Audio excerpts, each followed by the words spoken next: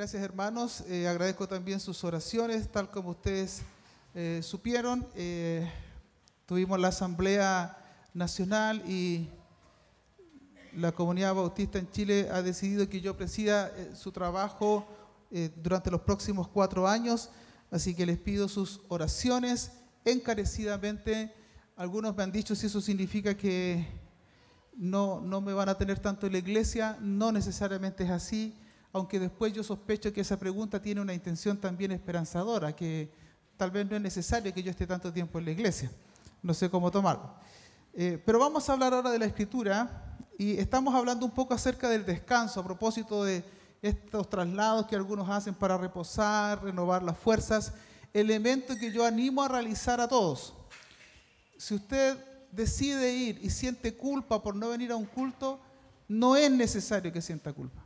Alabamos a Dios donde quiera que estemos, incluso de maneras variadas, estando con la familia, reposando. No se sienta culpable si está descansando en algún lugar. Disfrútelo, páselo bien, zambúllase en el nombre del predicador que estará en ese mismo horario predicando acá y renueve sus fuerzas. Es mejor un grupo que descansa, que renueva sus fuerzas, a alguien que mantiene el estrés y que termina agobiando y agotando su entorno. Entonces, en ese contexto, una de las preguntas que nos hicimos ya desde la semana pasada es cómo descansamos en realidad. Y si es que sabemos descansar o no. Ya lo dijimos de manera ilustrativa. En ocasiones pasa que cuando nosotros terminamos las vacaciones, terminamos casi más cansados de cuando las iniciamos. Porque hicimos tareas muy atolondradas, porque en ocasiones comemos mucho también, o nos quedamos hasta tarde con conversaciones muy agradables, jugamos al carioca o lo que ustedes quieran, una serie de elementos muy interesantes, pero cuidado, la idea es aprender a descansar. Pero por otro lado, hemos hablado de aquellas cosas que nos impiden descansar, es decir, que nos roban el sueño, que nos roban la paz. Y hoy día voy a referirme a alguna de ellas. En los próximos domingos me referiré a otros elementos que también nos desgastan mucho emocionalmente y aunque tengamos vacaciones, en ocasiones no nos permiten tener descanso. Hoy día hablaremos un poco acerca de las crisis. Aquellos elementos que se instalan en nuestra agenda y nuestro presupuesto y que, digámoslo de esta manera, nos quitan la paz. En ocasiones incluso nos quitan la alegría. Algunos han planteado que la crisis también es una oportunidad para crecer, para cambiar. Algunos asocian crecimiento con crisis y es una asociación correcta. Por lo tanto, cada vez que uno va creciendo, enfrenta nuevas crisis. Y también, cuando uno crece, tiene que reconocer que eso genera una modificación, una adaptación que no siempre es sencilla precisar. Si yo pudiera definir crisis, esa es una definición mía, no tienen por qué tomarla como absoluta. Para mi comprensión, que comparto para ustedes, lo planteo así. Para mí una crisis es una situación comúnmente repentina para la que no estamos preparados del todo y que modifica algún aspecto de nuestra vida, en líneas muy generales. Es algo imprevisto que nos llega y aunque sepamos a veces que nos va a llegar, otra cosa es el momento mismo que nos llega y que nos desestabiliza porque sentimos que no estamos preparados del todo para aquello. O no nos dimos cuenta de lo que significaba, porque una cosa es hablar del matrimonio, por ejemplo, y otra cosa es casarse. ¿Me explico? Uno puede presumir o puede pensar que tal vez está consciente de lo que asume, pero una vez asumido, eso significa adaptaciones y una serie de detalles que a veces nos desajustan. Ahora bien, ahí puse en letras rojas algunos elementos que uno puede asociar con crisis. Una enfermedad. ¿Y por qué las puse casi todas? Porque las crisis, no sé si han escuchado esta expresión. Algunos dicen, cuando llegan parece que llegan todas juntas. Y eso no necesariamente es así, solo que está relacionada con toda la vida. Por ejemplo, llega una enfermedad y eso afecta a nuestro presupuesto, ¿no? Y se instala un gasto que usted no estaba preparado. Y cuando uno tiene problemas económicos también tiene ausencia de buen humor. Está más molesto, ¿cierto? Está más rabioso, dirían algunos. Se relaciona el fallecimiento de un ser querido.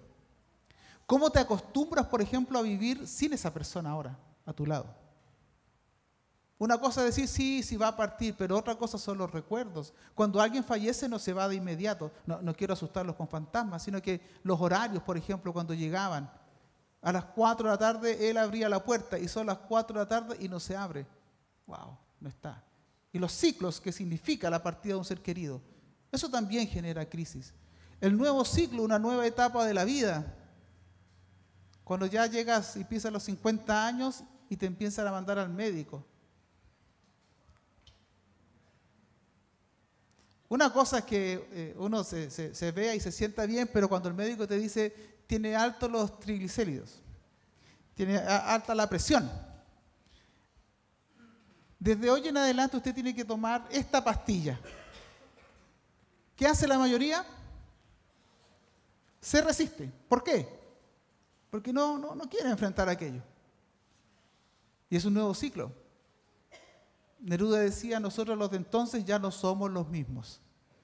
Por aquí nos juntamos, tenemos unos amigos en nuestra casa estos días, y claro, nos conocimos cuando su hijo ya profesional hoy día estaba recién en pañales, y el otro todavía ni llegaba y está con nosotros. Toda una vida, muchos años, décadas, y entonces ya no somos los mismos de antaño. Nuestros hijos ya nos contradicen y son bravos, ya no somos los mismos. Y ya saben los adultos, a los jóvenes hay que tratarlos bien, porque ellos nos van a cambiar los paños más adelante. Así que pórtese bien si quiere que lo cuiden cuando seamos viejos. Problemas económicos, los cambios de edad, la adolescencia. Es linda la adolescencia, ¿no? Es muy linda, es una etapa hermosa por la cual uno tiene que agradecer, una etapa en tránsito y que nuestros jóvenes y niños tendrán que enfrentar. Consejo, ¿tiene hijos adolescentes? Mándelos a renuevo. De verdad, mándelos. Es terapéutico, nos pelan seguramente a los papás en conversación, no por los monitores, sino que entre ellos, ¿cierto? Se burlan de nosotros, pero es terapéutico. Conéctelos con un grupo de su misma edad que tenga las mismas preguntas y que quieran aprender del Evangelio y convivir esta etapa. Estas amistades en la adolescencia los pueden marcar, así que conéctelo con gente que les pueda ayudar. Y un sinfín de etcétera, crisis que llegan. Usted puede pensar en muchas otras más. ¿Y qué hacer frente a esto? La Biblia, cuando habla de las crisis, si me permiten usar esta idea, utiliza el concepto de los valles en ocasiones para hablar de las crisis. Vean estos textos que les leo a continuación. Atravesando, dice, el valle de las lágrimas, lo cambian en fuente cuando la lluvia llena los estanques, es decir, cuando las lágrimas no encuentran detenimiento, no se detienen y continúan y parece que nunca va a terminar la pena. El valle de las lágrimas.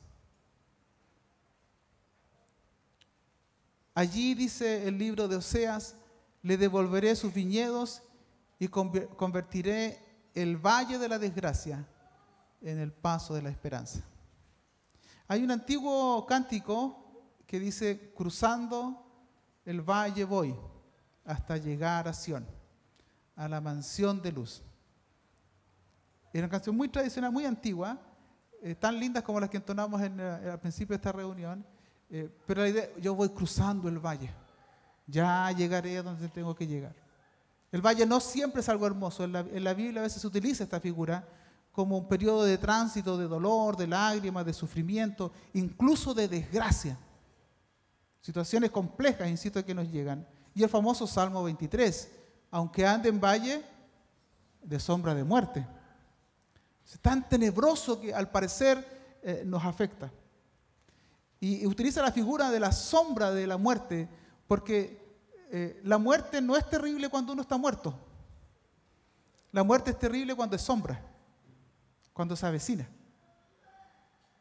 Porque cuando usted se muera, va a estar muerto, entonces no va a poder sufrir tanto, y si está en paz con Dios, amén, disfrutará eternamente y para siempre.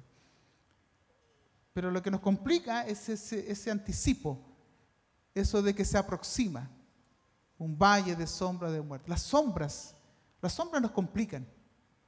Las sombras tienen su espacio en nuestra vida porque también juegan con nuestros pensamientos, con nuestra imaginación.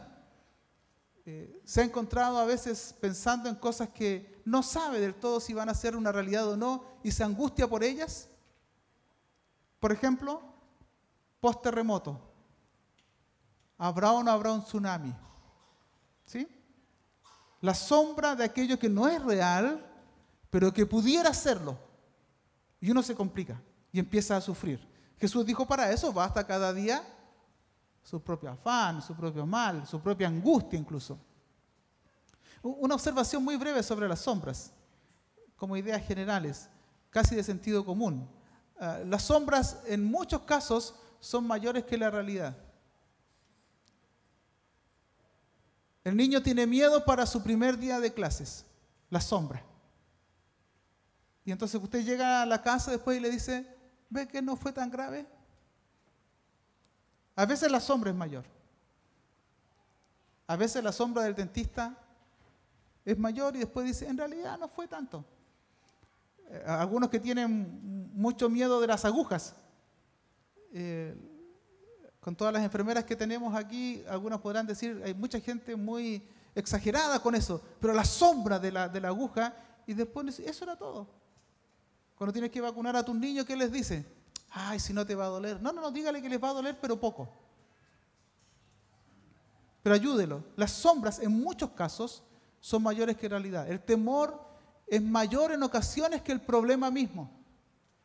¿Cuál es el problema? Es que si uno comienza a amplificar el problema en su mente y se autoincapacita para enfrentar la situación.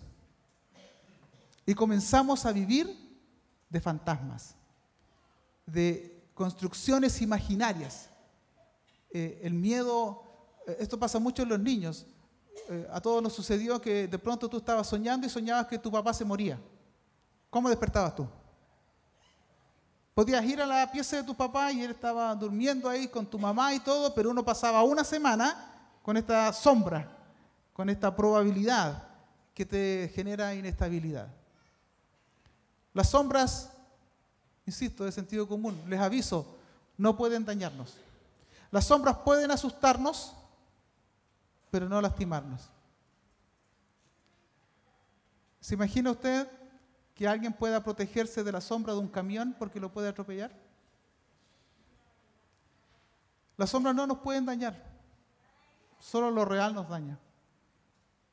Una de las cosas que nos quita el reposo y el descanso son el miedo a las sombras, a la inestabilidad, a lo que puede venir, a qué va a pasar conmigo.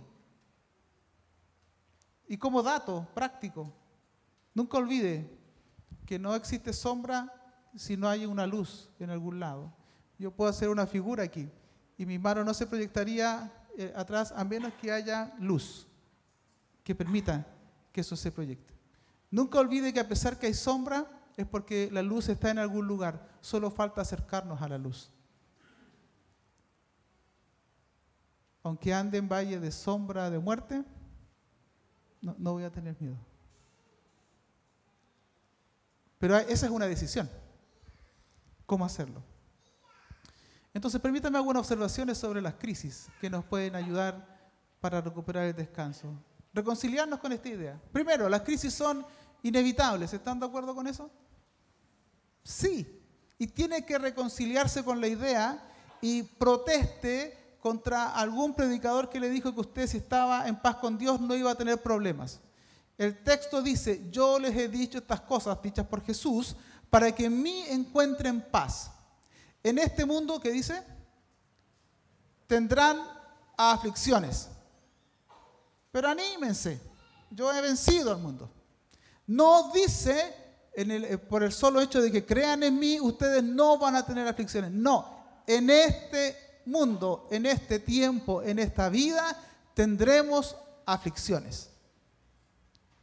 Y frente a esa aflicción, podemos encontrar paz. Esta hermosa canción, ¿no? Paz en medio de la tormenta, de las dificultades, porque el Señor está con nosotros. Así que lo primero que tiene que hacer es reconciliarse que las crisis son parte inevitable de nuestra vida. nos van a suceder, vamos a enfrentar. Incluso es muy saludable que uno esté consciente de que puede enfrentar crisis que tal vez cree que nunca va a enfrentar. ¿Crisis matrimonial? ¿Por qué no podrías tener una crisis? No digo que la busques, pero aceptar que es posible. ¿Crisis laboral? ¿Crisis educativa? ¿Qué sé yo? ¿Alguna enfermedad? ¿Alguna situación compleja que de pronto se instala en nuestras historias? Las crisis son inevitables. Segundo, las crisis son imprevistas. Eso es lo que genera el mayor problema. Pablo, hablándole al joven Timoteo, dice, cuando estén diciendo paz y seguridad, vendrá de improviso sobre ellos la destrucción. Si bien está hablando de otros elementos, pero nos ayudan a entender que sí, que de pronto parece que está todo bien, está todo controlado. Incluso cuando uno es pesimista y se instala una crisis, dice, hoy nunca podemos ser felices. No es así. Lo que pasa es que estás colocando toda tu atención solo en la crisis.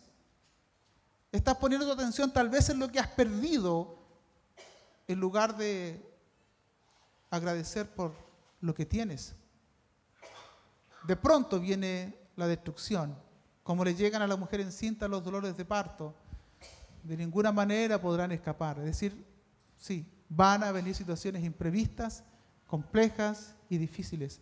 Tercero, antes de eso, algunas observaciones, perdón. El problema no es si enfrentamos o no aflicción. El problema es cuándo. Y no lo sabemos. No lo sabemos. Tenemos dos opciones. Vivir histéricos, vivir nerviosos, no dormir en paz o creer que nuestra vida está en las manos de Dios. Ya que son inevitables e imprevistas, lo que yo sí sé es que Dios estará conmigo. Y eso me sostiene.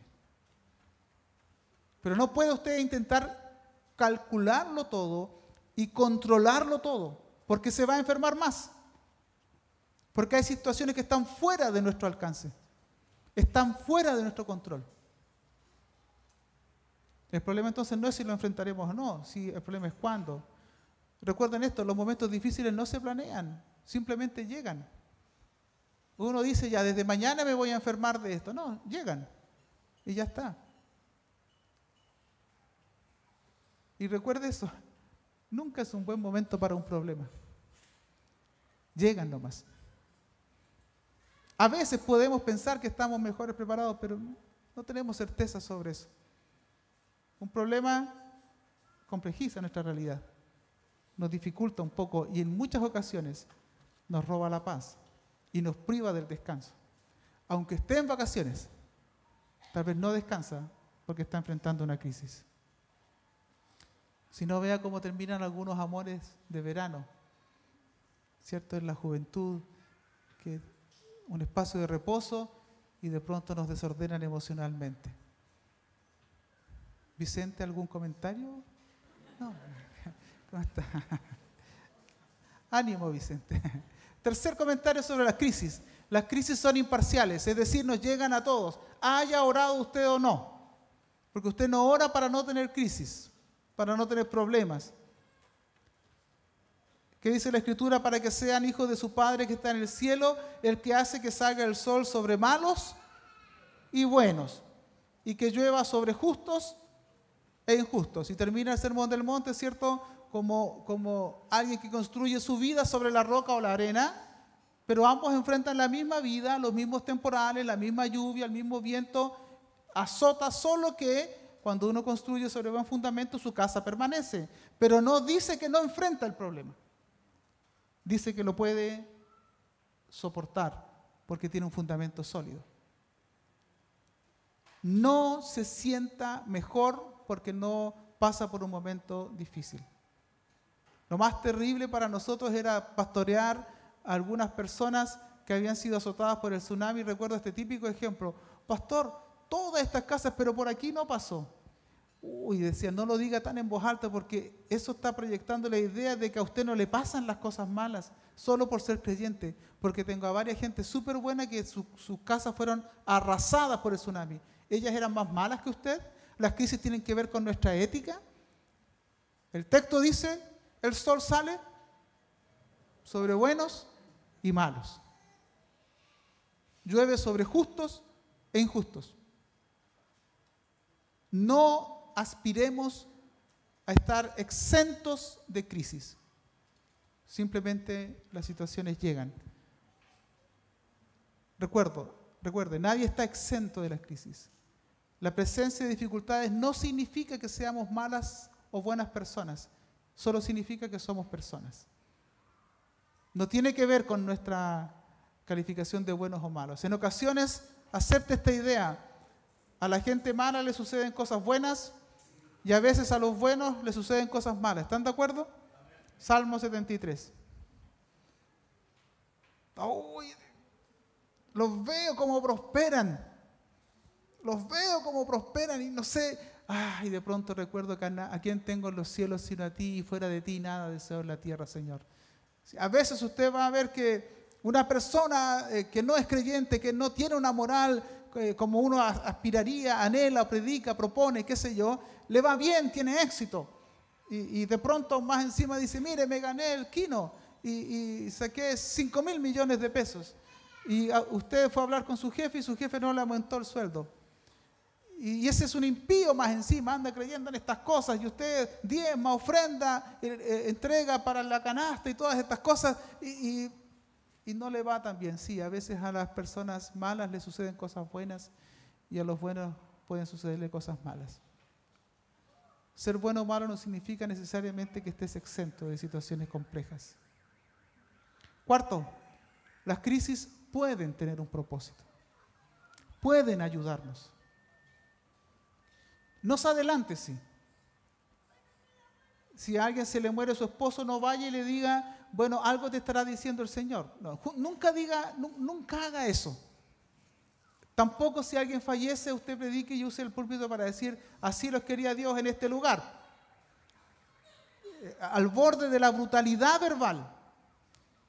Pero las crisis pueden tener un propósito. Dice la Escritura en 1 de Pedro, porque la fe de ustedes es como el oro. Su calidad debe ser probada por medio del fuego. La fe que resiste la prueba vale mucho más que el oro, el cual se puede destruir. De manera que la fe de ustedes, al ser así probada, merecerá aprobación, gloria y honor cuando Jesucristo aparezca. Cuidado, no quiero decir que Dios sea una especie de manipulador cósmico que nos anda zarandeando nomás.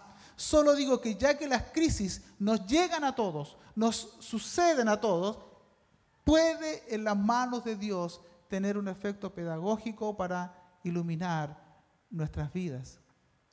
Una observación, la enseñanza en medio de una crisis debe recogerla, elaborarla la persona que enfrenta la crisis, porque desde afuera es muy cómodo.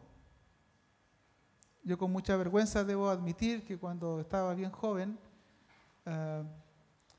uno de nuestros hermanos falleció, uno de sus bebés de 3 meses más o menos, y él era bien bravo para predicar. Y claro, uno quedaba, nos azotaba bien fuerte desde el púlpito. Y entonces yo dije, bueno, ahora no pensaba en devolverle la mano, sino yo dije, este tipo es fuerte. Y fuimos a saludarlo con un grupo de jóvenes y yo pensé en mi mente, le voy a recordar Josué 1:9, mira que te mando que te esfuerces y seas valiente. Yo tenía 19 años, ¿qué sabía yo de la vida y qué sabía yo de ser padre? ¿Qué sabía yo del luto, de perder a un ser querido? ¿Qué idea tenía yo de eso? Pero como él era bravo, yo dije, yo lo voy a animar a que siga siendo bravo. Y orábamos por él y cuando llegamos para saludar, yo le di la mano y partí. Mira que te mando, y yo casi que sentí que Dios me hablara y decía, mira que te mando que te calles. Yo sentí una vergüenza y solo lo abracé y dije, nunca debo yo decir lo que la persona que sufre debe hacer con el dolor necesariamente, porque ese es un camino que la persona que sufre tiene que elaborar. ¿Me logro explicar? No nos apresuremos en ese sentido. Las crisis pueden tener un propósito, pero es un camino que tiene que elaborar la persona que la enfrenta. Dios nos permite crecer y madurar a través de las crisis, eso es verdad. Las crisis impulsan nuestro crecimiento. Si tienes problemas en tu matrimonio, mañana puede ser un mejor matrimonio. No necesariamente estás destinado a fracasar. Puedes crecer en esta crisis. Recuerden esto sí. Dios está más interesado en nuestro carácter que en nuestra comodidad. Esta es una idea importante. A veces necesitamos pasar por situaciones un poco frustrantes que moldean nuestro carácter, que nos hacen menos arrogantes.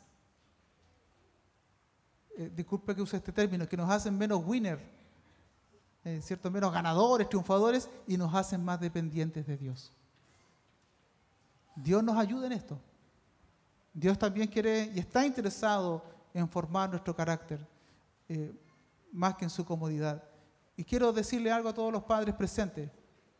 Nunca dejen de trabajar en la formación del carácter de sus hijos. No les solucionen la vida. Si obtuvo una mala nota porque no estudió, ¿qué deben hacer?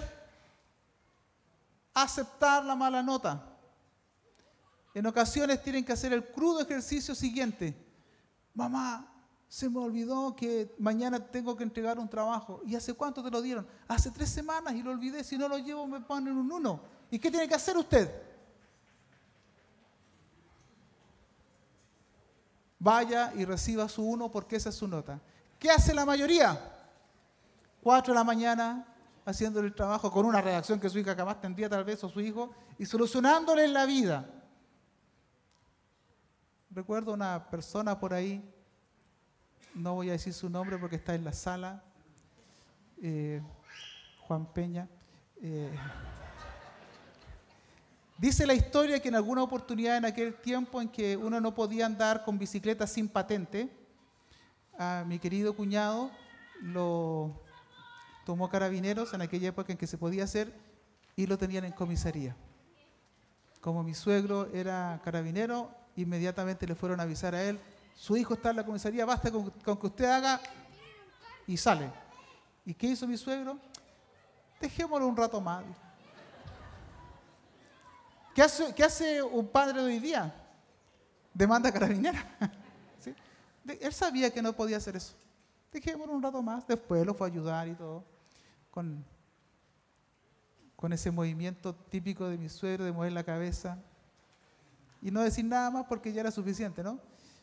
Cuidado, no le solucione toda la vida a sus hijos. Su hijo, su hija se casó. Libérelo. No le solucione la vida. Dele consejos, oriéntelo, pero no le solucione la vida. Si no, no va a crecer. Su hijo trabaja y vive en su casa. Dígale que se ponga con dinero. Es increíble cómo los padres sostienen a su hijo hasta los 40 años con sueldos no menores y no aportan con nada. Tenemos una generación compleja si no les educamos a hacerse cargo de sus vidas. Paso a la siguiente porque si no me van a... Veo ciertos rostros incómodos, así que pasaré de aquello. Quinto, una palabra de esperanza. Las crisis son temporales. Algún día terminan. Y si morimos en una situación compleja, no olvidemos el futuro. Pablo dijo, tengo por cierto que las crisis, que las aflicciones del tiempo presente no son comparables con la gloria venidera que en nosotros ha de manifestarse. Amigos, algún día va a terminar. Sí, es difícil, es complejo, porque uno dice, sí, pero quisiera que fuera ahora. Va a terminar. Y cuando termine, verás que Dios nunca te abandonó. Y tendrás toda la fuerza y el testimonio para decirle a otros, ten paciencia, ten paz, ten mi hombro, Dios no nos va a fallar. Dios no nos va a abandonar. ¿Qué hacer ante las crisis? Y con esta idea que es una sola, repartida en dos, termino. Enfrenta las crisis. Hazte cargo de la vida. Hazte cargo del problema. ¿Tienes problemas económicos? Rebaja tu presupuesto. Enfréntalo. No lo niegues. ¿Tienes un hijo adolescente? Tienes que leer algunos libros de cómo convivir con él. ¿Tienes problemas en tu matrimonio? Pide ayuda. ¿Tienes problemas en tu fe? Conversa con alguien que te ayude en esto, pero enfréntalo. Dice, aunque ande en valle de sombra de muerte, ¿lo negaré? No temeré. Lo voy a enfrentar. Pero enfréntalo. Hazte cargo de que estás pasando por una situación compleja. Deja de negarlo. Enfrenta la crisis. Las crisis no se pueden rodear, hermanos. No se puede atravesar un río sin un puente, sin un vehículo, sin mojarse. No se puede rodear. Deja de hacer como que no existe el problema. Cuando éramos jóvenes nos hablaban un poco de los pecados regalones. Y a mí me ayudaba mucho esa idea porque me daba cuenta que de pronto hay ciertas prácticas que yo sabía que no eran positivas en mi vida, pero que yo, como las prorrateaba en el tiempo, que no venían todos los días, hacía como que no tenía ese problema.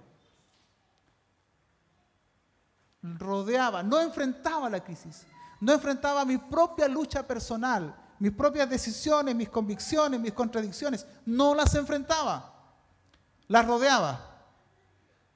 Y entre nosotros se pueden rodear con máscaras. ¿Han visto el matrimonio feliz, pero que tiene tremenda crisis en sus fundamentos? Pero socialmente no tienen problema. Y de pronto estalla todo. ¿Y qué pasó? No, era de años. Pero nunca pediste ayuda. Nunca lo enfrentaste adecuadamente. Las crisis no se pueden rodear, amigos. Hay que enfrentarlas. No hay que negarlas.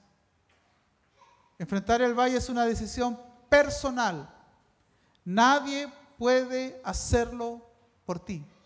Y enfrentar el valle refleja en quién está puesta tu fe. Nunca vivas una fe cristiana asociada al reconocimiento personal, al mérito y a la validación permanente. Yo debo admitir que me complica escuchar a algunos predicadores que las hacen todas bien. Yo digo, por último, de 10 cuenta una perdida, todas son ganadas. ¿Y qué transmiten en la gente? Que sus propios errores, ¿cómo es posible si son tan buenos cristianos? No. Uno tiene que enfrentar las crisis, pero es una decisión personal. Y nadie puede hacerlo por nosotros. Y refleja en quién está puesta nuestra fe. ¿En qué sentido? ¿En quién confías tú? ¿En Dios o en ti? No te digo que dejes de confiar en ti, solo que planteo que no pongas toda tu confianza en tus propias fuerzas. Porque en algún momento vas a estar débil y necesitas volver a confiar en el Señor. Enfrenta las crisis. Y enfrenta las crisis, ¿por qué? Porque Dios está con nosotros. ¿Por qué enfrento el valle de sombra de muerte? ¿Por qué no temo? Porque soy gallito, diría mi padre, porque soy fuerte. ¿Por qué? Porque tengo elocuencia, porque tengo dinero. No. Porque tú, Señor, estarás conmigo. Por eso lo enfrento, porque no se trata de mis fuerzas, sino de tu presencia conmigo. Y utiliza la figura de la vara y el cayado, ¿verdad? Dos elementos pastorales, algunas para proteger de los enemigos, de los otros animales, otros para atraer al redil, otros para disciplinarlos, qué sé yo, como quieran tomarlo, pero Dios está con nosotros. Y si Dios está a nuestro lado, su presencia infunde aliento. Saber que Él está es diferente. Permítame una ilustración doméstica. Ustedes saben que yo soy un futbolista frustrado. No era necesario, Víctor. Y en cierto momento fui contratado por un club de esta comuna, y aparte de pedirme que bendijera las camisetas, solo me invitaron a 2 o 3 partidos, nada más. Y uno de esos partidos fue después de un culto, que me avisaron que jugábamos en un cierto horario que yo no podía llegar, pero se había retrasado, así que fui, porque nadie más iba a esa hora a jugar, eran bien pocos. ¿Y sabe por qué me animé? Porque estaba de compañero de equipo mi buen amigo Leonardo Gajardo, estaba jugando el mismo partido. ¿Y qué dije yo? Le decimos Yoka el de cariño, por algún día él les va a contar su historia. Yo dije, si está Yoka en el campo, su presencia me infunde aliento. Entré cuando ya iban 10 minutos del segundo tiempo e hice 3 goles. Para la gloria de Dios.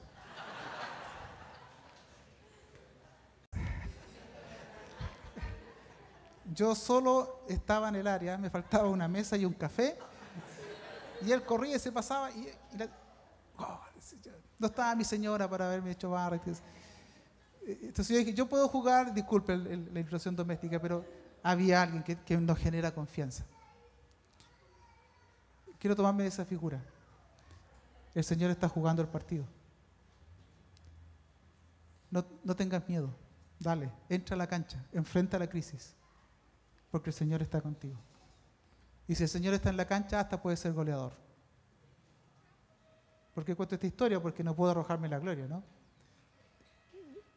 Se trata, en este caso, de mi amigo, se trata del Señor entre nosotros. Enfrenta, entra a la cancha. ¿Por qué? Porque Dios está. Y si Dios está, podemos tener paz. Amigos, en los valles, más que hablar de Dios, necesitamos hablar con Dios. Porque solo en Él tenemos protección, tenemos guía y tenemos reposo. Necesitamos descansar. Tal vez estamos enfrentando una crisis. Hazlo con esperanza y fe, porque el Señor está con nosotros.